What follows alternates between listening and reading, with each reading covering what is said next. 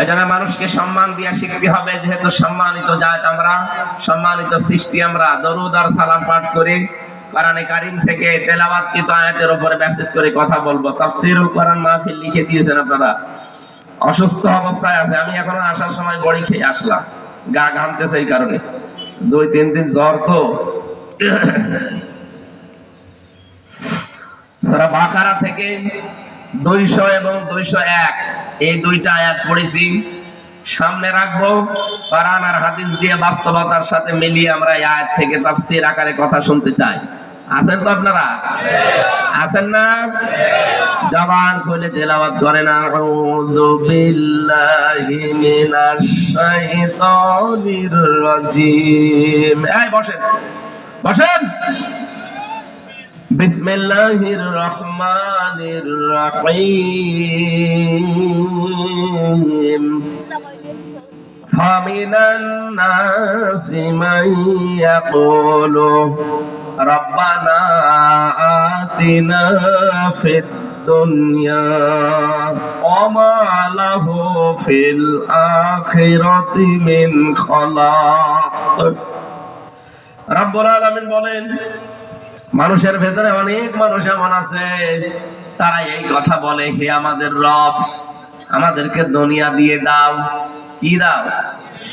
দুনিয়ায় আমাদেরকে দিয়ে দাও। ওয়া লাহু ফিল আখিরাতি মিন খালাক। এদের জন্য আখিরাত বলতে আর কিছু নেই, কোনো অংশ আমি আর বাকি রাখি না। এই জন্য আমরা শুধু দুনিয়া না, আমাদের কথা কেমন হবে আল্লাহ পরের আয়াতে দিয়েছেন, আমিনহুম মাইয়াকুলু রাব্বানা আতিনা ফিদ দুনিয়া হাসানা। মানুষের ভেতরে এমন মানুষ আছে, তারা এই কথা বলে, হে আমাদের রব, দুনিয়ায় হাসানা দাও, কল্যাণ দাও, স্বস্তি দাও, শান্তি দাও, নিরাপত্তা দাও। অফিল আখিরাতি হাসানা, আখিরাতে কল্যাণ, শান্তি, স্বস্তি, নিরাপত্তা দিও। ওয়াকিনা আযাবান নার, জাহান্নামের আগুন থেকে আমাদেরকে বাঁচাও। তাহলে এখান থেকে দুইটা বিষয় আমরা পেয়েছি। এক নম্বরে যারা দুনিয়া চায়, আল্লাহ তাদেরকে যতটুকু আছে ভাগ্যে ওইটা দিয়ে দেয়, কিন্তু আখিরাতে তাদের কোনো অংশ আল্লাহ আর বাকি রাখে না। আমরা কি দুনিয়াদার? আরো আসতে বলেন। নবীজি আয়াতের ব্যাখ্যায় জানিয়েছেন, তোমরা দুনিয়ার সন্তান হও না, তোমরা আখিরাতের সন্তান হও। পৃথিবী কিন্তু কারো জন্য আপন না। এই দুনিয়াকে আপনি যত আপন করতে চাবেন, দুনিয়া আপনার জীবনও আপন হবে না। বিশ্বনবী উদাহরণ দিতে গিয়ে জানিয়েছেন, একটা লোক নদীর পানিতে, সমুদ্রের পানিতে নেমেছে। পানিতে নামার পরে 2 হাত দিয়ে পানি বেশ শক্ত করে, মজবুত করে খামচা দিয়ে পানি ধরেছে। ও যখন হাত তুলবে, নবীজি বলেন, দেখো তো ওর হাতের ভেতরে আর 1 ফোঁটা পানি বাকি আছে কিনা। হাতের আঙ্গুলের কর দিয়ে, ফাঁকা জায়গা দিয়ে সব পানিগুলো খেয়ানত করে বেরিয়ে যাবে। পৃথিবী ঠিক এইরকম, যত আঁকড়িয়ে ধরবেন মজবুত ভাবে, আস্তে আস্তে সব হারিয়ে ফেলবেন। এ দুনিয়াকে আপনি যত আপন করতে চান, পৃথিবী কিন্তু অত আপন আপনাকে মনে করে না। পৃথিবী থেকে এখনই যদি মাওলানা শফিকুল ইসলাম বিদায় নেয়, এ দুনিয়ার কোনো কিছু আসে যায় না। ঠিক দুনিয়া চলবে, ওনার ওই জায়গায় আর একজন এসে বসবে। কথা বলেন না কেন? এজন্য পৃথিবী আমাদের কারোর জন্য আপন না। আমাদের আপন একটা জায়গা আছে, বিশাল জীবন পড়ে আছে আমাদের। হাতায় বলে দুনিয়া কিছু দরকার নেই, তা না। দুনিয়াতে যতটুকু লাগবে আপনি ওই পরিমাণে নিয়ে সন্তুষ্ট থাকবেন। কেউ যদি দুনিয়ার এই পরিমিত বিষয়গুলো পরিমিত ভাবে ব্যবহার করে যেতে পারে, মহান আল্লাহ তার জন্য 3টা পুরস্কারের ব্যবস্থা করেছেন। দুনিয়া লাগবে না তা না, লাগবে, কিন্তু যতটুকু দরকার ততটুকু। আমার এই জামার হাতাটা তাকান, যতটুকু আছে ঠিক আছে না? কথা বলেন না কেন? এখন যদি এটা আমি এই পর্যন্ত দেই, মানুষ আমারে বলবে পাগল। এটা যদি আবার এই পর্যন্ত দেই, মানুষ বলবে পাগল। কিন্তু এটা যতটুকু আছে এইটা ঠিক আছে। পৃথিবীতে আমরা যারা চলছি, ঠিক এইভাবে চলা লাগবে, যে যতটুকু দরকার ততটুকু, বেশিও না কমও দরকার নেই।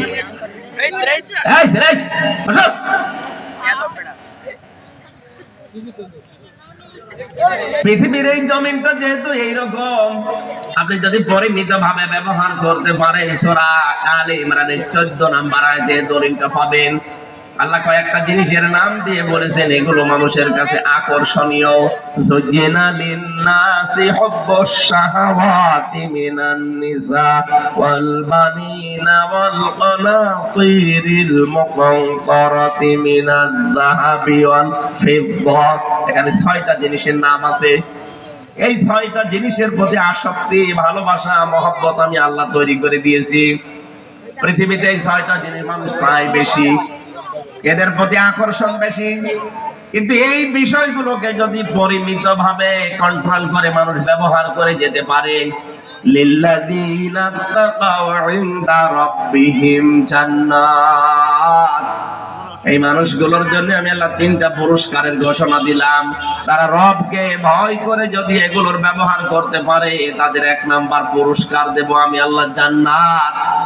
তাজরি মিন তাহতিহাল আনহার, যার তলদেশ দিয়ে নদী আর নহর প্রবাহমান থাকবে। যেহেতু দুনিয়ায় টাটকা বিষয়গুলো পরিমিত ভাবে ব্যবহার করেছে, ও জানতো যে এগুলো মন মতো ব্যবহার করা যায়, কিন্তু না, এটা নির্দিষ্ট সীমানা আছে। স্ত্রীকে আমারও মনে চাই সুন্দর করে সাজিয়ে মানুষকে দেখায়, আপনার চাইতে আমার বউ সুন্দরী কম না। রিমান্ডে আমার স্ত্রীর ওই কিসের ছবিটা ছিল, বিয়ের দিনের একটা ছবি ছিল, ওর ভেতরে শয়তানরা মোবাইলটা নিয়েছিল যেহেতু আগেই, রিমান্ডে ওইটা দেখে আমারে বলছে, হুজুর মানুষ আর মোবাইলের ভেতরে পূর্ণিমার ছবি কই? এই তো কিসের পূর্ণিমা, এটা আমার ম্যাডাম। হুজুর এত সুন্দর বউ পেয়েছে কি করে, দাঁড়ান আপনার বউ তুলে নিয়ে আসবো। এইভাবে বলছিল। আমার 11 ঘন্টা টাঙিয়ে রেখেছিল মাজায় দড়ি দিয়ে। সর্বশেষ আমাদেরকে বলেছে যে যেগুলো লিখে দিলাম এগুলো ম্যাজিস্ট্রেটের কাছে যে বলবেন। না, এই মিথ্যা কথা আমি বলতে পারবো না। তখন ওই মোবাইল দেখিয়ে বলছে যে মাটির নিচে তো কিছু তো জানি না, 4 ওয়াক্ত নামাজ আমি পড়তেও পারি না, ইশারায় পড়েছি, কয়টা যে বাজে আমি তাও জানতাম না। বলছে এই যে পূর্ণিমার ছবি মোবাইলে, বললাম এটা আমার বউ। বলছে দাঁড়ান আমি এই বউ এবার তুলে নিয়ে আনবো। তখন বললাম যে যা ভাল লাগে পরে কি করবো বলেন তো, অসহায় না কেউ আছে আমার আশেপাশে, সব ওই জালেমরা। আমার ভাইরা, এই জন্য এটা সাজিয়ে গুছিয়ে যদি দেখানোর বিষয় হয়তো আমিও দেখাতে পারতাম। আমারও মনে চায় যে আপনার বউকে যেভাবে, আপনার মেয়েকে, আপনার পুত্রবধূকে মানুষকে দেখিয়ে শান্তি পান, আমারও তো মনে চায়। না, নিষেধ কার? আরো জোরে বলেন। এই দেশের ধনী মানুষ যারা, দেখি অধিকাংশ ধনী মানুষদের জামা দামি হয়, শার্ট, মোবাইল দামি হয়, ঘড়ি দামি হয়, গাড়ি দামি হয়, বাড়ি দামি হয়, শুধু বউ আর মেয়ে কম দামি হয়। এদের মেয়েদের, এদের বউদের, এদের পুত্রবধূদের কোন জায়গায় কি আছে, অনেকেই চোখের এই ক্যামেরা দিয়ে সব একবারে ফ্ল্যাশ মেরে নেয়। কেন? এটা কি দেখানোর বিষয় দুনিয়ায়? এটা দেখানোর বিষয় আছে শুধু আপনার জন্য, যার বউ সে দেখবে। কথা বলেন ঠিক কিনা? এটা আপনি ব্যবহারটা করলেন সুন্দরভাবে, সঠিকভাবে, উল্টা পাল্টা ব্যবহার করেননি, এই কারণে আল্লাহ আপনাকে 3টা পুরস্কার দেবেন। এমন জান্নাত আল্লাহ আপনার জন্য বানিয়ে রেখেছেন যে জান্নাতের তলদেশ দিয়ে নদী আর নহর প্রবাহমান থাকবে। কয়দিন আপনি থাকতে পারবেন? খালিদিনা ফিহা, চিরকাল। কতদিন? ওয়াজওয়াজুম মুতাহহারা, আল্লাহ বলেন পবিত্র স্ত্রী তোদেরকে দেওয়া হবে।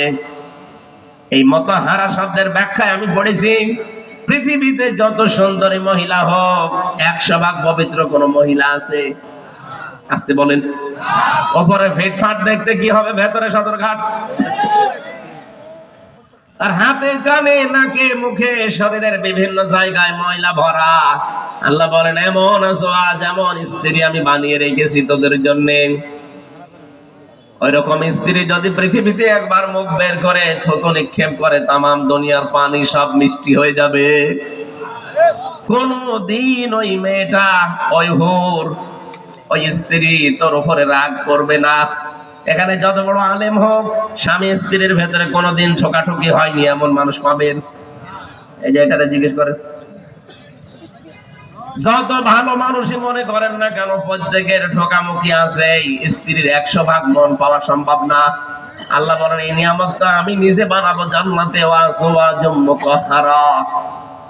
কোনদিন তোর বউ তোর স্ত্রী তোর উপরে কোনদিন রাগ করবে না, মনোমালিন্য হবে না। জোরে বলেন সুবহানাল্লাহ।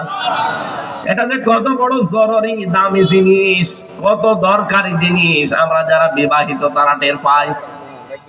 আজ হাজারো পরিবারে স্ত্রীর মন খারাপ থাকার কারণে স্বামীর আয়ু কমে যাচ্ছে। কারণে অকারণে স্ত্রী কথা বন্ধ করে দেয়। কি কথা বলছে না কেন? আর মেয়ে লোক যদি কথা বন্ধ করে দেয় বাড়িতে, ওই পরিবারের মতো এরকম অশান্ত পরিবারে দুনিয়ায় আর নেই। একটা ঘটনা পড়েছিলাম, স্ত্রীর সাথে কথা বলে না স্বামী, কি শাড়ি কেনা নিয়ে। স্বামী বলছে ঠিক আছে আমারও কথা বন্ধ, তুমি যদি নিজের থেকে কথা না বলো সাথে আমিও বলবো না। এই রাতের বেলা শীত চলছে, স্ত্রীর কাছেও থাকে না, বাইরে থাকে। খড়কোটায় আগুন লাগিয়ে লাগিয়ে খড়কোটার আগুনের তাপ নেয়।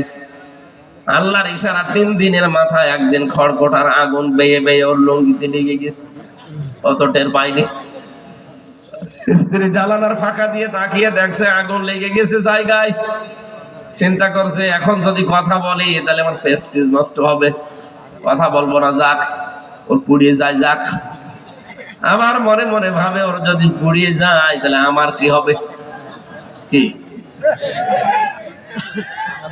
কিন্তু কথা তো বলা যাবে না, কথা বললে আমার প্রেস্টিজ যাবে। কি করা যায়? স্ত্রী যখন জানালা থেকে মুখ অন্যদিকে ঘুরিয়ে জোরে জোরে বলতেছে, আমি কারোর সাথে কথাও বলি না, কারোর লুঙ্গিতে আগুন লাগলে তাও বলি না। স্বামী চিন্তা করছে হচ্ছে কি, তাকিয়ে দেখে লুঙ্গিতে আগুন। তাড়াতাড়ি আগুন লিভিয়ে বলছে দরকার নেই, জীবনে আর কোনোদিন বেঁচে থাকতে বউর সাথে কথা বন্ধ করবো না, এখনই পুড়িয়ে যেতাম। সম্মানিত মা বোন বিভিন্ন জায়গায় আছেন আমি জানি, কান খাড়া করে শোনেন। এই দেশে হাজারো স্ত্রীর কারণে পুরুষ মানুষের আয়ু কমে যাচ্ছে। আপনি কারণে অকারণে বিনা কারণে স্ত্রী কথা বন্ধ করে দেয় স্বামীর সাথে, ও বেচারা শেষ পর্যন্ত মারতেও পারে না, সহ্যও করতে পারে না, মানুষ রোগী হয়ে যায়। এরকম পুরুষ মানুষ দেশে নেই? কারা কারা আছেন হাত তোলেন তো। অনেকেই আছে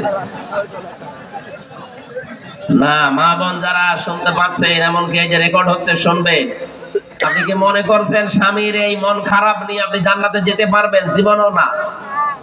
কোন স্ত্রী যদি মারা যায় আর স্বামী যদি বলে মন থেকে যে না আমার বউ কিন্তু সত্যি ভালো ছিল, আমার মন মতো ছিল, নবীজি বলেন ওই স্ত্রীকে আল্লাহ নিজ গুণে মাফ করে দেবেন।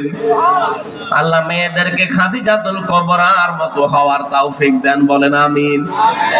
হযরতে খাদিজার জীবনী পড়লাম, কোনদিন হযরতে খাদিজাতুল কুবরা রাদিয়াল্লাহু তাআলা আনহা 1 ওয়াক্ত নামাজ পড়েননি, একটা রোজা রাখেননি, একটা টাকা তিনি যাকাত দেননি, একবারও তিনি হজও করেননি। কারণ এই বিধানগুলো সব তার ইন্তেকালের পরে নাযিল হয়েছে।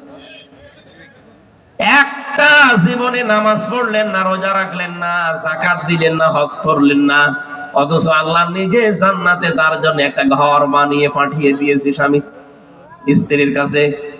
নবীজি বসে আছেন, জিবরাইল এসে বলে হে নবী, আল্লাহ আমাকে একটা সুসংবাদ পাঠিয়েছেন যে খাদিজা আপনার স্ত্রী, তার জন্য আল্লাহ নিজে জান্নাতে একটা নয়েজ মুক্ত, আওয়াজ মুক্ত ঘর বানিয়েছে। ওই ঘরে খাদিজা ছাড়া কেউ প্রবেশ করতে পারবে না। আপনি খাদিজা আসলে বলবেন যে আল্লাহ তাকে সালাম দিয়েছে এবং আমি জিবরাইলও তাকে সালাম দিয়েছি। পৃথিবীতে একটা মহিলাকে আল্লাহ নিজে সালাম পাঠিয়েছেন। আর একজন মহিলা, সে ঘর চেয়েছিল আল্লাহর কাছে, এই জন্য আল্লাহ তার জন্য ঘর বানিয়েছিলেন, তার নাম আসিয়া। তার জন্য আল্লাহ ঘর বানাননি, তিনি ঘর চেয়েছিলেন। ইযে ক্বালাত রাব্বি বিনিলি ইনদাকা বাইতান ফিল জান্নাতি ইলা আখির আয়াত। হযরতে আসিয়া বলেছিল, মাবুদ তুমি আমার জন্য একটা ঘর বানিও জান্নাতে, যেখানে বসে বসে তোমারে দেখা যায়। তার জন্য আল্লাহ ঘর বানাননি, তিনি বানাতে বলেছিলেন তাই। কিন্তু খাদিজার জন্য আল্লাহ নিজে ঘর বানিয়ে পাঠিয়ে দিয়েছেন, আর বলেছে এই ঘরটা নয়েজ মুক্ত, আওয়াজ মুক্ত। কেন? হযরতে খাদিজাতুল কুবরা স্বামীর জন্য তার একটা ঘরকে তিনি নয়েজ মুক্ত, আওয়াজ মুক্ত রাখতেন, গোলমাল মুক্ত রাখতেন। বাড়ি থেকে বাইরে যখন নবীজি যেতেন, বাইরে থেকে আসলে এই ঘরে প্রবেশ করলে তিনি শান্ত হয়ে যেতেন। ও মা বোনেরা, স্বামী যখন বাইরে থেকে আসবে এই ঘরটা আপনি আওয়াজ মুক্ত করে ফেলবেন, একটা শান্ত নির্মল পরিবেশ তৈরি করবেন ঘরটায়। ও বাইরের পরিশ্রান্ত শরীর বাড়িতে আসলে যেন অন্তত শান্ত সৃষ্ট হয়ে যায়। এমনও স্বামী আমরা এখানে আছি, বাইরে থেকে কর্মজীবন শেষ করে বাড়িতে আসলে মনে হয় ঘরটা জাহান্নাম। কথা বলেন না কেন? আপনাকে খাদিজাতুল কুবরার সাথে আল্লাহ জান্নাত দেবে, আন্দাজে দেবে। সে তার স্বামীর জন্য নয়েজ মুক্ত করতেন, ঘর আওয়াজ মুক্ত, আর আপনি আওয়াজ যুক্ত করে রাখেন। যত সমস্যা ঘরে আসলে 14টা ফর্মালিটি আপনি আমার কানে শোনান। আশা করছে হাদিসটা মেনে খাদিজাতুল কুবরার সাথে জান্নাতি হওয়ার চেষ্টা করবেন। বলেন আমিন। যে কথাটা বলতে পর্যন্ত এসেছিলাম, হযরতে খাদিজাতুল কুবরা রাদিয়াল্লাহু তাআলা আনহা প্রতিদিন রাতের বেলা তিনি স্বামীর জন্য দরজার সাথে হেলান দিয়ে তিনি ঘুমিয়ে থাকতেন। নবীজি যে আসতেন একবার ডাক দিতেন খাদিজা, সঙ্গে সঙ্গে খুলে যেত। বিশ্বনবী প্রতিদিনই জিজ্ঞাসা করতেন ঘুমাও না রাতের বেলা? খাদিজাতুল কুবরা বলে, হে রাসূল, আপনি বাইরে থাকেন দিনের কাজে, দিন প্রচারে, আমি টেনশনে থাকি, কখন না জানি কোন বিপদ আপনার উপরে চলে আসে। বাড়িতে আসার পরে যদি বারবার ডাকতে থাকেন, উঠতে আমার দেরি হয়ে যেতে পারে। এজন্য যতক্ষণ আপনি বাড়ি না আসেন ততক্ষণ ঘুম লাগলেও আমি দরজার সাথে হেলান দিয়ে ঘুমাই। আল্লাহ এই কাজটা এত বেশি পছন্দ করেছেন স্বামীর পেছনে এই শ্রম দেওয়ার জন্য, যে জান্নাতে আল্লাহ ঘর বানিয়ে তার সুসংবাদ দুনিয়ায় পাঠিয়ে দিয়েছে। বলেন সুবহানাল্লাহ। এই জন্য স্ত্রীর কাজ হচ্ছে আজওয়াজুম মুতাহহারা, জান্নাতে আল্লাহ এমন পবিত্র স্ত্রী দান করবেন যে কখনো আপনাকে টেনশন দেবে না, আপনাকে আওয়াজ নয়েজ এগুলো দেবে না, সব সময় আপনার উপরে সন্তুষ্ট থাকবে। এরকম বউ পাওয়া আছে কত বড় নিয়ামত। ওয়ারিদওয়ানুম মিনাল্লাহ, সবচাইতে বড় বিষয় আমার আল্লাহ নিজে তার সন্তুষ্টি প্রকাশ করবেন। বলেন সুবহানাল্লাহ। আমি শফিক সাহেবের বাড়িতে গেলাম মেহমান হিসাবে, উনি আমারে নিলেন। বাড়িতে যে সালাম দেওয়ার পরে বসিয়েছে, উনি যদি আমার উপরে রাজি খুশি না থাকে, ঠিক আছে এসেছে আর করব কি, খাবারের থালা প্লেট নিয়ে বসে খা নে, আমার খুব ভালো লাগবে। আরে মেহমান হিসাবে আল্লাহ তোমাকে নিয়েছে, খাবারও দেবে, যদি ওই রকম নিয়ে খা এরকম না বলে মাছের কলিজা দিয়ে নিজের কুদরতি হাতে তুলে তুলে আপনাকে খাওয়ায়, আর বলে মেহমানেরা আজকে থেকে আমি তোমাদের উপরে খুব বেশি খুশি হয়ে গেলাম। তখন মেহমান খেয়ে থাক না খেয়ে থাক এমনিতেই পেট ভরে যাবে। আল্লাহ বলেন জান্নাতের নিয়ামত এমন ভাবে রেখেছি যে জান্নাতের নিয়ামতে কোনোদিন ওর কোনো আফসোস থাকবে না। ওয়ালাকুম ফিহা মা তাশতাহি আনফুসুকুম ওয়ালাকুম ফিহা মা তাদউন নুজুলাম মিন গফুরির রহিম। আমি জান্নাতটা এমন ভাবে বানিয়েছি যে চাওয়ার আগে জিনিস পাওয়া যাবে। মনের ভেতরে কামনা বাসনা যা আসবে চাইতে দেরি, চাওয়াও লাগবে না, কামনা আসলে ওটা জান্নাতে পাওয়া যাবে। এটা আমরা 100 ভাগ বিশ্বাস করি তো করি। তাহলে দুনিয়ার এই বিষয়গুলো পরিমিত করা লাগবে। ব্যবহার করবেন ঠিক, কিন্তু পরিমিত করা লাগবে। একেবারে ছেড়ে দিলে আপনি তো চলতে পারবেন না। রব্বুল আলামিন বলেন বহু মানুষ এমন আছে তারা দুনিয়াকে বলে আমারে দিয়ে দাও, কিন্তু আমি আখিরাতে তাদের জন্য একটা অংশ বাকি রাখি না, কারণ তারা আখিরাত চাই না।